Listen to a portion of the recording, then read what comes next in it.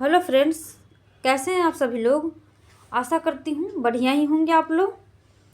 तो आज मैं बताऊंगी आप लोगों को निबंधात्मक परीक्षा की हानियाँ, जो कि एग्ज़ाम में बार बार पूछा जाता है। इसके पहले मैं 2 वीडियो बना चुकी हूँ। एक निबंधात्मक परीक्षा क्या होता है, उसकी विशेषताएँ, उसकी परिभाषा, उसके दोष, इस सारा बता चुके हैं। उसके बाद मैं इससे पहले वाला वीडियो है उसमें निबंधात्मक परीक्षा की लाभ बताए हैं, और आज मैं बताऊंगी आप लोगों को निबंधात्मक परीक्षा की हानियाँ। तो मैं आप लोगों से कहना चाह रही हूँ कि इससे पहले वाला वीडियो 2 है, उसको ज़रूर देख लीजिएगा, क्योंकि उसको देखने के बाद आप लोगों को समझने में आसानी होगी कि निबंधात्मक परीक्षा क्या होता है, उसकी यानी कि लाभ क्या है, हानि क्या है, डिफिनेशन क्या है, सारा। तो मैं आज दिखाऊंगी आप लोगों को इस तरह से। निबंध प्रकार की परीक्षा की कोई 2 नुकसान देख लीजिए। सी नंबर में पूछा गया है, एक कश्मीर यूनिवर्सिटी के क्वेश्चन पेपर है 2024 का, तो बीएड सेकेंड ईयर का है। इसमें पूछा गया निबंध प्रकार की परीक्षा की कोई 2 नुकसान लिखिए, तो वही मैं आज बता रही हूँ। नुकसान या हानि उससे ही कहते हैं।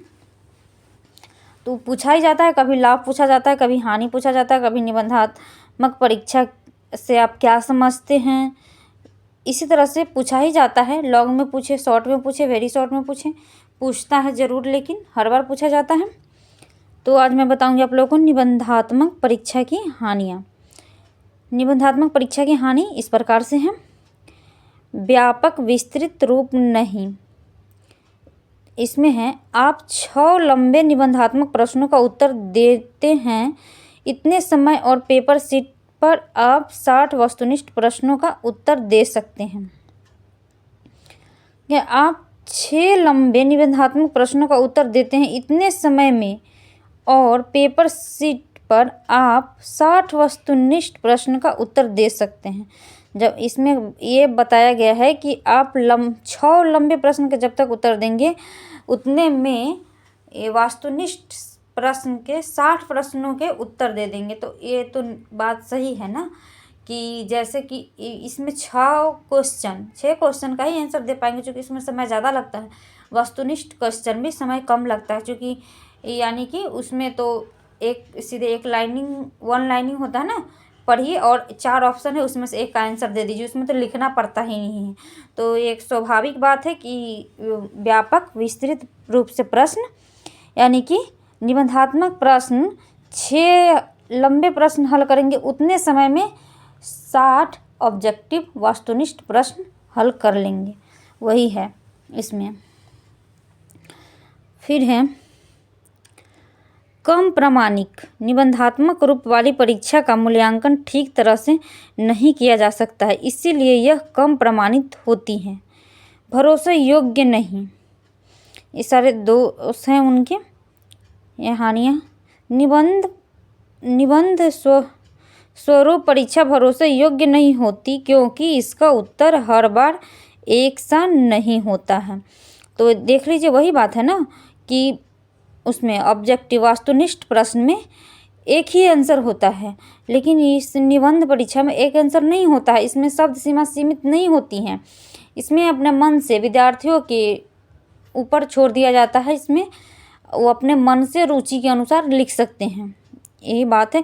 आप लोग इससे पहले वाला वीडियो देखिएगा ना, तो ये अच्छे से समझ में आएगी, क्योंकि इसके बारे में मैं बता चुकी हूँ पहले।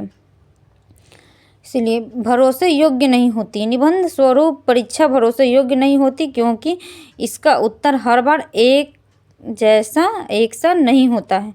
निजी रुचियों पर आधारित स्कोर। इस प्रकार की परीक्षा बड़ी कमजोरी विभिन्न प्रकार की परीक्षा देने वाले की व्यक्तिनिष्ठ सोच है। इसमें होता है व्यक्ति की क्या है, निजी रुचियों पर आधारित स्कोर, यानी कि निजी रुचि, अपने रुचि, किसी सारे स्टूडेंट के अपने रुचि के अनुसार इस प्रकार की सबसे बड़ी कमजोरी विभिन्न प्रकार के परीक्षा लेने वालों की व्यक्तिनिष्ठ सोच है। उसके बाद है, इस तरह से आप लोग एग्ज़ाम में टॉपिक बनाकर और उसके बाद 2-2, 3-3 लाइन ऐसे अपने मन से लिख सकते हैं, लेकिन ये ज़्यादा ज़रूरी है टॉपिक, कि निजी रुचियों पर आधारित, भरोसे योग्य नहीं, ये कम प्रामाणिक, व्यापक और विस्तृत, इस तरह से टॉपिक आप लोग बना के उसके बाद तो अपने लिख ही सकते हैं ना, जो पूछा जाता है। जैसे कि देख लीजिए यहाँ विद्यार्थियों के विकास में कमी, तो इस प्रकार के परीक्षा में विद्यार्थी लंबे समय तक किताब पढ़कर याद करता रहता है, जिसमें उसके शारीरिक विकास में कमी आ जाती है। प्रश्न का उत्तर जांचने के लिए योग्य अध्यापक जितना आसान निबंधात्मक परीक्षा को बनाना होता है, उतनी ही कठिन उस परीक्षा की जांच करना होता है। इसके लिए बहुत अनुभवी और योग्य अध्यापकों की ज़रूरत होती है। आप लोग समझ गए होंगे कि जितनी आसान इस परीक्षा को बनाना होता है प्रश्न को, उससे कई गुना यानी कि ज़्यादा ये होता है जांचने के लिए योग्य अध्यापक।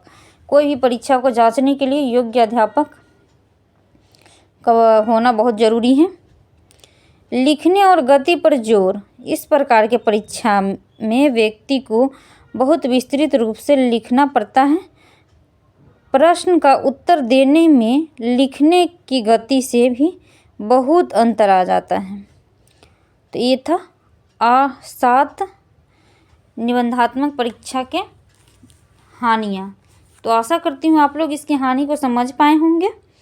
तो मेरा वीडियो पसंद है तो आप लोग लाइक एंड सब्सक्राइब और शेयर ज़रूर कर दीजिएगा। Thank you. और इससे पहले वाला वीडियो आप लोग ज़रूर देख लीजिएगा, उसके बाद इसकी हानि या लाभ समझ में ज़्यादा आएगी। Thank you.